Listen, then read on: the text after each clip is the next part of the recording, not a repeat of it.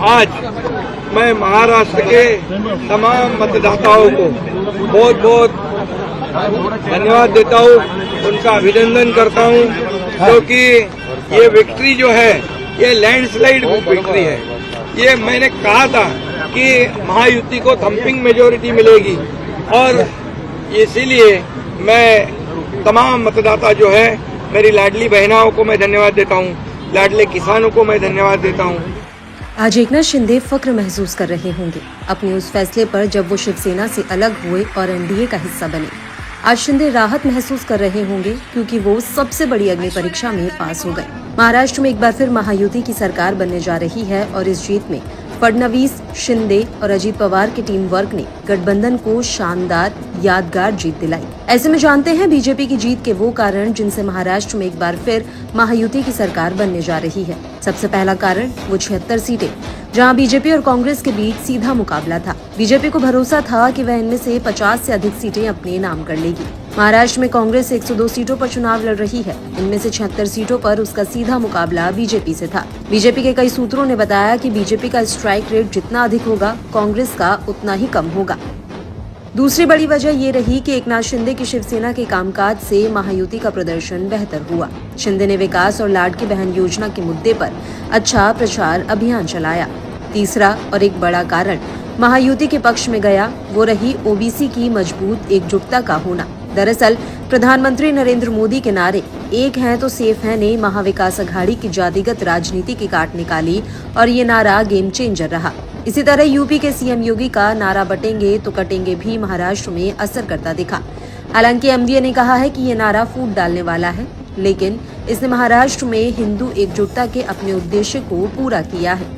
इसके अलावा विदर्भ भी एक बड़ा फैक्टर रहा है। विदर्भ में पार्टी के पक्ष में आया उलटफेर जीत का चौथा बड़ा कारण माना जा रहा है। लोकसभा चुनावों में किसानों की नाराजगी और संविधान के मुद्दे पर चले प्रचार अभियान के कारण पार्टी का प्रदर्शन यहां काफी खराब रहा था। लेकिन इसके बाद बीजेपी ने हाल ही में कपास और सोयाबीन किसानों को राहत देने के लिए कुछ कदम उठाए। इस बार मौसम अनुकूल रहा और उपज अच्छी हुई। संविधान का मुद्दा भी ठंडा पड़ गया। महायुति के पक्ष में काम करने वाला पांचवा फैक्टर है आरएसएस की सक्रियता। इस चुनाव में आरएसएस फिर से पूरी ताकत से मैदान में उतरी और बीजेपी के वोटरों को पोलिंग बूथ तक लाने में कामयाब रही। बीजेपी की कैंपेन ज्यादा व्यवस्थित और समन्वित रही है।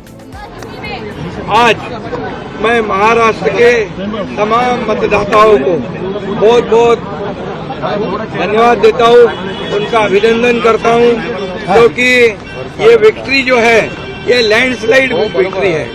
ये मैंने कहा था कि महायुति को थम्पिंग मेजोरिटी मिलेगी और इसीलिए मैं तमाम मतदाता जो है, मेरी लाडली बहनाओं को मैं धन्यवाद देता हूँ, लाडले किसानों को मैं धन्यवाद देता हूँ और लाडले हमारे भाई है, लाडले सीनियर सिटीजन है, सभी वर्ग जो है, सभी वर्ग को मैं धन्यवाद देता हूँ कि उन्होंने ऐसी विजयश्री प्राप्त कर दी है कि न भूतो न भविष्य तो ऐसी विक्ट्री जो इस बार मिली है, जो 2-2.5 साल हमारी महायुति ने काम किया है। ये महायुति ने जो काम किया है उसके काम के ऊपर ये जनता ने शिक्कामोर्तब किया है, काम को तवज्जो दिया है, प्राथमिकता दी है और इसीलिए महायुति को इतनी बड़ी जीत हासिल हुई है। इसलिए मैं महायुति के पूरे महाराष्ट्र की जनता को तो धन्यवाद देता ही हूँ, उनका स्वागत करता हूँ, लेकिन महायुति के सभी कार्यकर्ताओं को भी धन्यवाद देता हूँ।